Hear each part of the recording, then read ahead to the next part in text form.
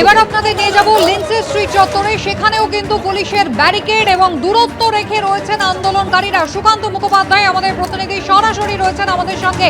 অর্ণব, আন্দোলনকারীরা এই মুহূর্তে তারা ঠিক কি করছেন? একেবারে অবস্থান করবেন এটাই সিদ্ধান্ত?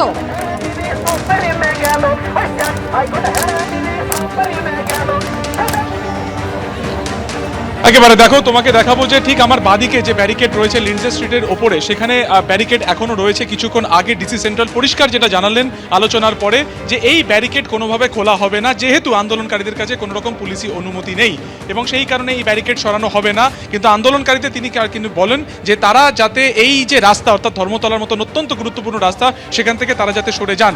যদিও এই মুহূর্তে আন্দোলনকারীদের যেটা তাদের যেটা অবস্থান, যে তারা কোনোভাবে রাস্তা ছাড়বেন না, রাজপথ ছাড়বেন না, তারা এখানে আন্দোলন করবেন। এবং ডরিনা ক্রসিং, যা অত্যন্ত গুরুত্বপূর্ণ রাস্তা, যা শিয়ালদার সাথে এসএন ব্যানার্জি হয়ে ধর্মতলার দিকে আসে এবং এই নর্থ কলকাতা বা সাউথ কলকাতা বিভিন্ন জায়গাতে সেই রাস্তা চলে যায়, সেইখানটাতে তারা অবস্থান বিক্ষোভ করবেন। ফলত দেখতে পাচ্ছ যে এই যে ধর্মতলাটা বিশাল যে অংশ, সেখানে ঠিক সামনে যেখানে পতাকা দেখা যাচ্ছে, সেখানে আন্দোলনকারীরা অর্থাৎ ডরিনা ক্রসিংয়ে তারা বসে পড়েছেন, তারা সেখানে প্রতিবাদ করছেন। অন্যদিকে এই যে বিভিন্ন যে দোকানপাট কিছু বন্ধ করে দেওয়া হয়েছে, তার একটা প্রান্তে সেখানে কিন্তু ব্যারিকেড করে দেওয়া হয়েছে। ফলত প্রশ্ন উঠছে যে এই যে যানবাহন, সেগুলো কি কন্ডিশনে রয়েছে। বেশ কিছু একেবারে ট্রাফিকের একটা প্রেশার কিন্তু ধর্মতলার উপরে থাকে, সেটাকে আপাতত ডাইভার্ট করা হয়েছে। নর্থ কলকাতা থেকে অর্থাৎ সেন্ট্রাল এভিনিউ থেকে যে সমস্ত গাড়িগুলি আসছে, সেগুলোকে লালবাজার থেকে ঘুরিয়ে দেওয়া হচ্ছে। লালবাজার থেকে সেইগুলো একেবারে চলে যাচ্ছে বিবিধি বাগ হয়ে, সেটি দক্ষিণের দিকে চলে যাচ্ছে। কিছু রাস্তা ঘুরিয়ে দেওয়া হচ্ছে পার্ক স্ট্রিট থেকে, যেগুলো একেবারে রেড রোড হয়ে সেগুলো অন্যদিকে চলে যাবে। আর কিছু রাস্তা আছে যেগুলোকে একেবারে সরাসরি সেন্ট্রাল এভিনিউ থেকে ঘুরিয়ে দেওয়া হচ্ছে শিয়ালদার দিকে। ফলত আপাতত যতক্ষণ না এই আন্দোলন পুরোপুরি উঠছে ধর্মতলার উপর থেকে, এইভাবে কিন্তু বেশ কিছু রাস্তাকে ডাইভার্ট করে দেওয়া হয়েছে।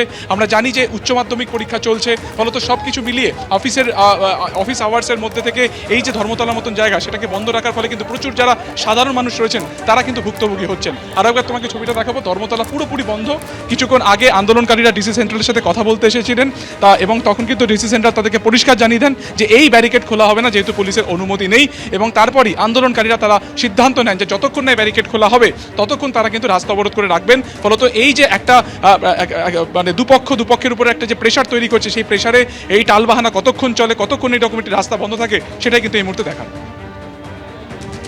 সুকান্ত, তুমি আমাদের সঙ্গে থাকো। ধর্মতলা মোড় পুরোপুরি অবরুদ্ধ, কালীঘাট অভিযানে ডাক দেওয়া হয়েছে। আপনারা জানেন যে সুপ্রিম কোর্টে ডিএ রায় কার্যকরের দাবিতে সংগ্রামী যৌথ মঞ্চ সহ সরকারি কর্মচারীদের একাধিক সংগঠন রয়েছে, তারা রাস্তা অবরোধ করে রেখেছে।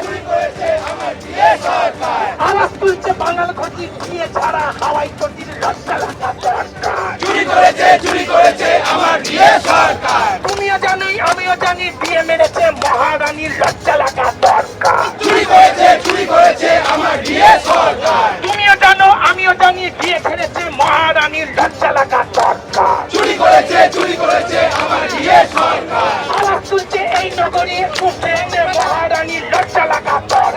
চুরি করেছে আমার ডিএ সরকার। আওয়াজ তুলছে বাঙাল ঘটি, দিয়ে চোর হাওয়াই চটির লজ্জা লাগা দরকার। চুরি করেছে আমার ডিএ সরকার। যদি সম্ভব হয় একটু সামনে থেকে বসে পড়ুন, পিছনে প্রচুর মানুষ আছে, সবাই শুনুন আমরা কি বলছি। আমরা বলছি আওয়াজ তুলছে বাঙাল ঘটি, দিয়ে চোর হাওয়াই চটির লজ্জা লাগা দরকার। চুরি করেছে আমার ডিএ সরকার। সরকার তো চুনোপুটি, দিয়ে চোর হাওয়াই চটির লজ্জা লাগা দরকার। চুরি করেছে আমার ডিএ সরকার।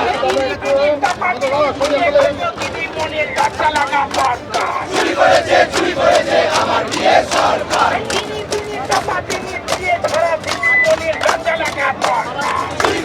চুরি করেছে আমার ডিএ সরকার। সাদা সাদা কালা কালা ডিএ দিতে কিসের জ্বালা, আওয়াজ তোলা দরকার। চুরি করেছে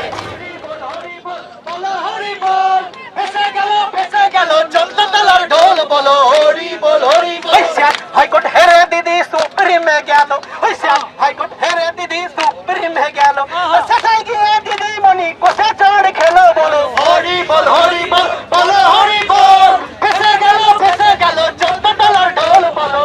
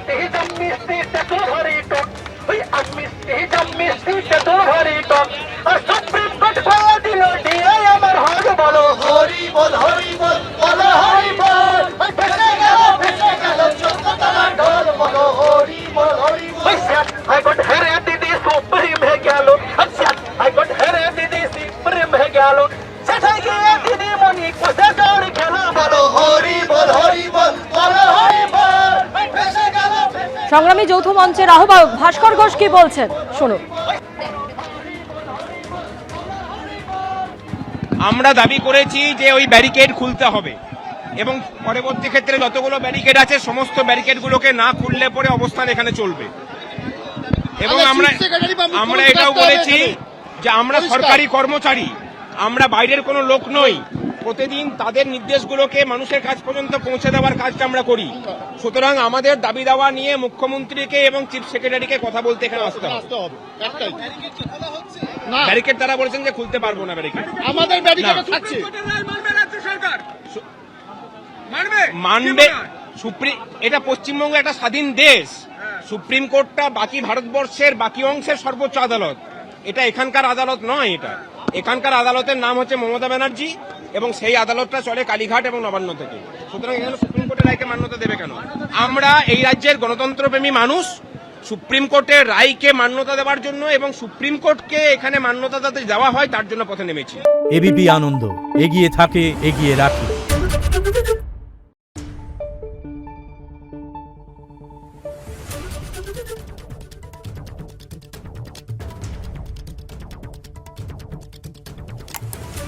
Thank you.